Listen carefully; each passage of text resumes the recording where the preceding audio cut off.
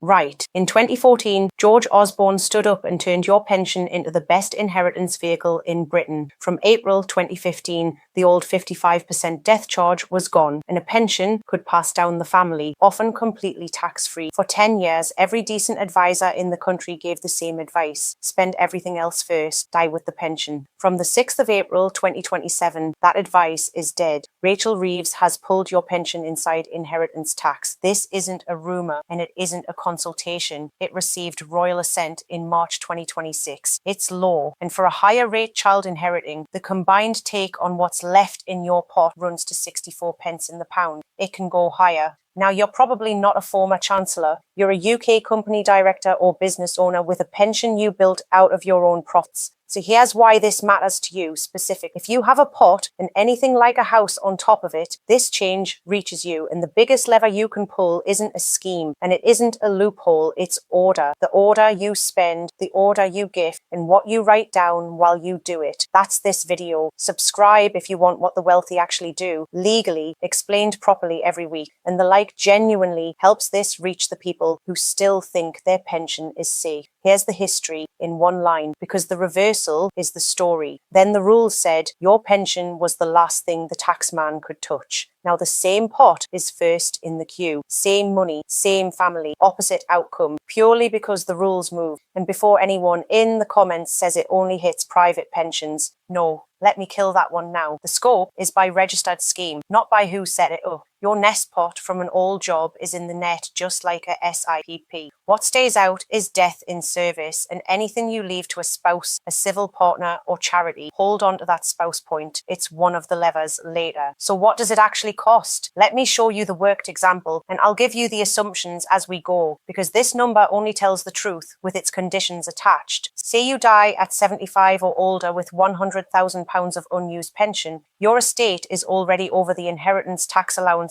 and your adult child is a higher rate taxpayer. 40,000 goes in inheritance tax. Then, and this rule already existed, your child pays income tax at their own rate on what they draw out of what's left. 60,000 drawn at 40% is another 24,000. Your family keeps £36,000 of your 100, up to 64%. Not a flat rate, and I want to be straight about that because the detail is where your family gets money back. The second bite depends entirely on your child's tax band and how fast they draw it. A child who draws it down slowly inside the basic rate band loses 52. An additional rate earner who takes it fast loses 67. The point stands either way. The pot they told you to protect for 30 years is now the most heavily taxed asset you own. The family gathers for the reading of the will. The taxman is already sitting at the table. He brought his own chair. And if you're sitting there thinking, this is exactly the kind of thing I'd want a professional to run the numbers on, that's literally what we do. CT Private Office handles the structuring and estate side. Tax for Pros is the accountancy practice behind it. One link, apply.ctprivateoffice.com, on screen and below, and the page routes you to the right door. Now the part that matters. 6 levers, all of them boring, all of them legal, all of them sitting in the Revenue's own manuals. No schemes. Schemes are how people end up in my other videos. Lever 1, flip the order. The old advice, spend everything else and die with the pension, now runs exactly backwards for anyone whose estate is over the allowances. From 2027, the pension is the pot you spend or move during your lifetime, and the ISAs and property wait. And you don't yank it out in one go at 45% to dodge 40. You draw it steadily, inside your bands, over years. Order and pace. That's the whole trick. Lever 2, and this is the store, gifts out of surplus income. There's an exemption, section 21, that makes regular gifts out of income immediately exempt from inheritance tax, not after 7 years, immediately. 3 conditions. The gifts are part of a regular pattern or a documented commitment to one. A first gift of an intended series can qualify. They come out of income, and regular pension drawdown counts as income for this. And you're left with enough to keep your own standard of living. The catch is evidence. Your executors claim this after you've gone on a form called IHT403. And what makes it stick is paperwork you write now, a letter of intent and a running record of income, spending and gifts. Almost nobody uses this properly. It's the single most underused exemption in the entire death tax system, and it pairs perfectly with lever 1. Draw the pension as income, gift the surplus, document everything. Lever 3, the tax-free cash. You can still take 25% of your pot tax-free, capped at £268,275, a figure that's fixed in legislation.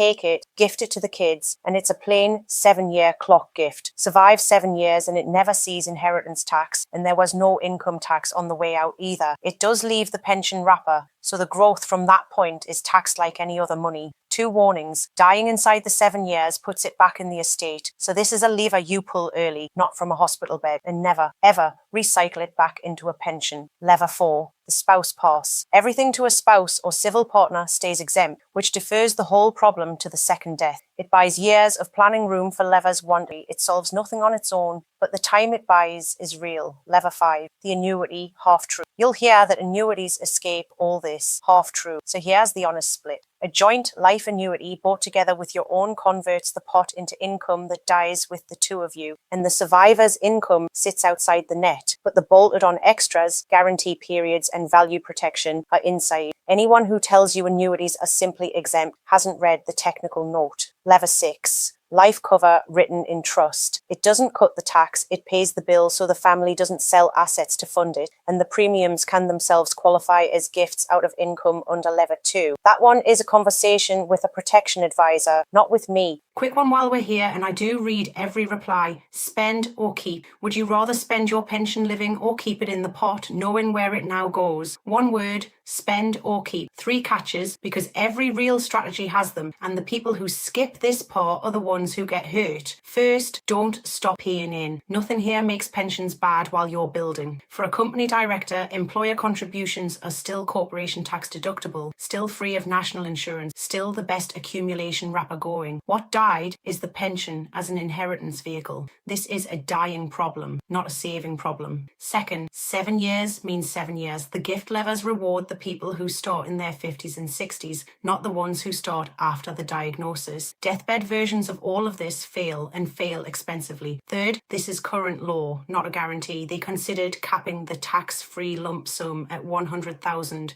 before the last budget and dropped it. Rules move, which is exactly why the plan is levers you can pull now, documented now, not clever positions that need the next 3 budgets to go your way. And here's the director's kicker. If you've been pumping company profits into your pension partly because the pot ended up outside inheritance tax, that reason just died. The whole extraction question, salary, dividends, pension, what stays in the company deserves a fresh run through the new rules. That's a structuring conversation. CT Private Office for the structuring and estate work. Tax for pros for the accounts behind it. One application link, apply.ctprivateoffice.com, and the page sorts which door you need. I've gone deeper on all of this. The worked numbers at different pot sizes, the drawdown order decision, and the Section 21 letter and record templates we built from our client work in a recorded masterclass. Link in the description and the pinned comment if you want the full plan. Osborne opened the door. Reeves closed it. The rules that decide whether your family keeps your pension are printed, public, and sitting in the taxman's manuals, and the only people who lose are the ones who never read them. Same rules for everyone. The wealthy just read them first. If this was useful, the like and the subscribe cost you nothing, and they keep these coming every week. Tell me spend or keep in the comments. And if you're thinking about leaving the UK entirely, watch the 10-year rule video on screen now, because your pension and your exit are now the same conversation. Thanks for watching. I'll see you in the next one.